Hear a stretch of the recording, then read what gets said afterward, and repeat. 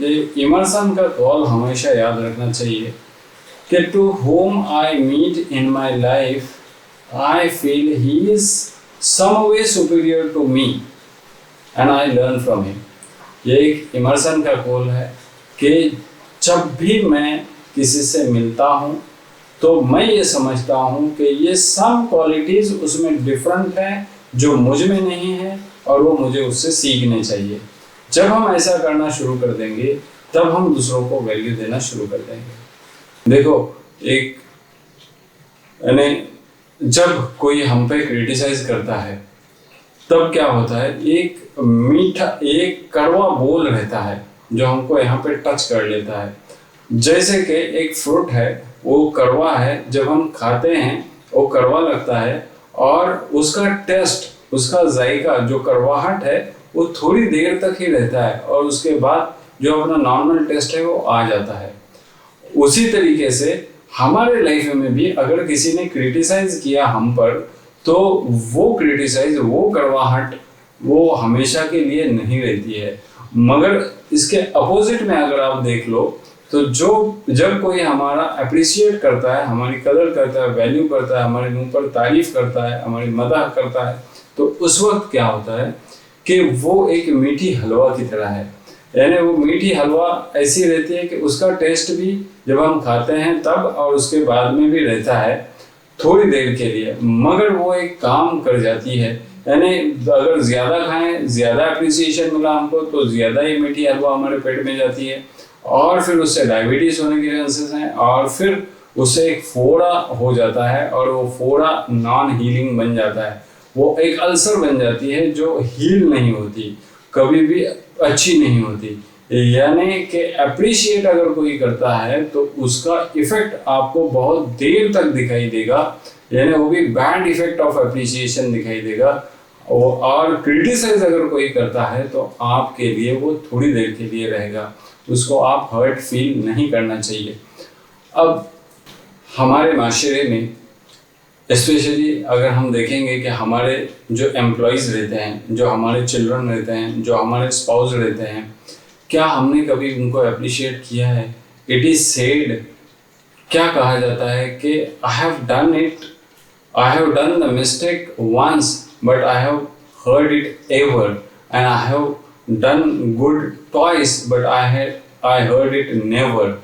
यानी मैंने एक मिस्टेक करने के बाद ज़िंदगी भर मुझे सुनाया जा रहा है और मैंने 2 अच्छी बातें की और 2 अच्छे काम किए, मगर उसके लिए मेरी कोई तारीफ़ ही नहीं कर रहा है और तारीफ़ मैंने कभी सुना ही नहीं। तो ये ऐसी चीज़ जो आज हम कर रहे हैं, फॉर एग्ज़ाम्पल मैं आपको देता हूँ, हम हमारे चिल्ड्रन के साथ कैसे बिहेव करते हैं। यानी हम हमारे चिल्ड्रन के साथ, अगर कोई अपना बच्चा अगर हमारे पास आता है, कुछ उसको इनाम मिला, तो उसको अप्रिशिएट करने के बजाय हम उसको कोसते हैं। और फॉर एग्ज़ाम्पल अगर कोई बच्चा जिसने एग्ज़ाम में मार्क्स लाया 70% और हमारे बाजू वाले के बच्चे ने या तुम्हारे फ्रेंड के बच्चे ने मार्क्स लाया 80% या 90%, तो वो उसकी खुशी का आलम था कि वो तुमको बताने आया कि अबू देखो मैंने 70% मार्क्स लिया है।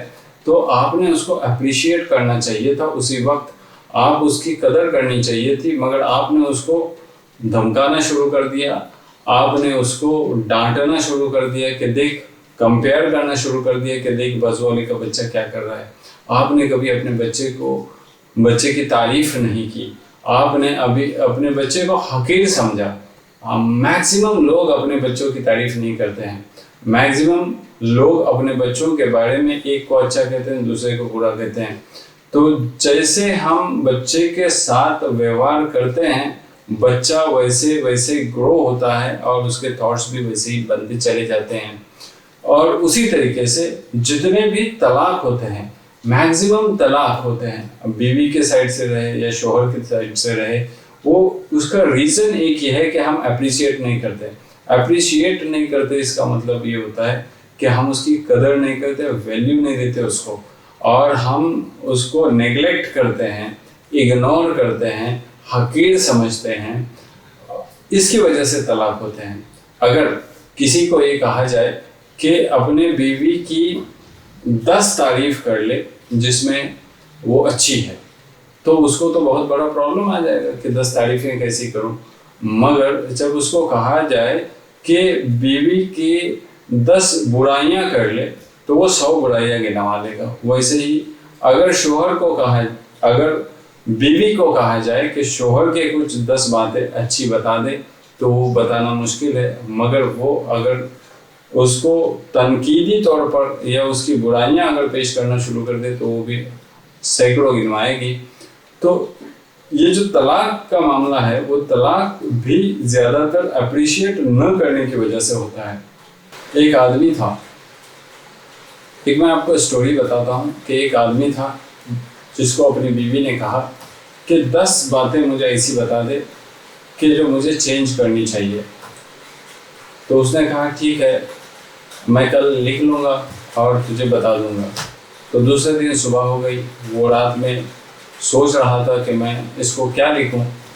तो उसने सुबह में बाग में गया और एक फूल निकाला और फूल निकाल के सुबह में उसके पास दे दिया और कहा एक सेंटेंस कि I love you and I accept you as you are. आप जैसी हो मुझे कबूल हो और मैं आपसे मोहब्बत करता हूँ। ये था अप्रिसिएशन। और उसने ये भी कहा कि मैं तुमको चेंज करना नहीं चाहता, मैं चेंज करना नहीं चाहता तुमको, मैं खुद चेंज हो सकता हूँ। तो ये रहती है अप्रिसिएशन वाली बात। स्टडी में देखा गया कि जो मेंटल बीमारियां हैं, इंसैनिटी, पागलपन, ये पागलपन है ना, अबाउट 50% जो पागलपन है लोगों में वो बहुत सारी बीमारियों से होता है। यानी ट्यूमर से होगा, टॉक्सिसिटी से होगा, अल्कोहल से होगा, ये एक्सीडेंट से होगा, इस वजह से इंसैनिटी हो सकती है, फैमिलियल भी हो सकता है। मगर 50% जो इंसैनिटी है, लोग पागल हो जाते हैं, वो इसलिए पागल हो जाते हैं कि उनको फीलिंग ऑफ इम्पोर्टेंस कोई नहीं देता। यानी हर कोई चाहता है कि I should feel important to the others. ये उनको फीलिंग जो रहती है उनकी दब जाती है, उसकी वजह से वो लोग इंसेन बन जाते हैं, पागल बन जाते हैं। अप्रिशिएट करने के लिए हमें सामने वाले को अंडरस्टैंड करना पड़ेगा। जब तक हम सामने वाले को अंडरस्टैंड नहीं करते हैं, हम उसको अगर अप्रिशिएट करेंगे तो वो फ्लैटरी कहलाएगी। यानी हम उसकी मुंह पर तो तारीफ करते हैं मगर दिल में या तो वो है नहीं, मगर हम उसको ये बता रहे हैं कि तू है। ये फ्लैटरी कहते हैं, ये अप्रिसिएशन विथ फ्लैटरी। तो फ्लैटरी से बचो। लोग तुम्हारे बारे में भी फ्लैटरी करते हैं, यानी जो तुम नहीं हो उसके बारे में तुम्हारी मदाह करते हैं, प्रेज करते हैं, तो उससे बचना चाहिए। और हमको समझ में आ जाता है कि कौन हमारी झूठी तारीफ कर रहा है। झूठी तारीफ से बचना है। और एक चीज़ जो बताता हूँ मैं, ये इमर्सन का कॉल हमेशा याद रखना चाहिए कि to whom I meet in my life I feel he is some way superior to me and I learn from him. ये एक इमर्सन का कॉल है कि जब भी मैं किसी से मिलता हूँ तो मैं ये समझता हूँ कि ये सब क्वालिटीज़ उसमें डिफरेंट हैं जो मुझ में नहीं है और वो मुझे उससे सीखने चाहिए। जब हम ऐसा करना शुरू कर देंगे तब हम दूसरों को वैल्यू देना शुरू कर देंगे। वरना हम आई, माई, मी और मैं में सब रह जाएगा। यानी मैं ही सब कुछ हूँ, सब कुछ मुझे आता है, ये तकब्बुर की निशानी है।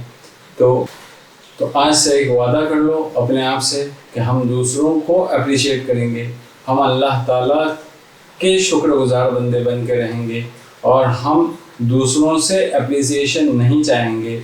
हमारे लिए अप्रिसिएशन और क्रिटिसाइज इक्वल रहेगा।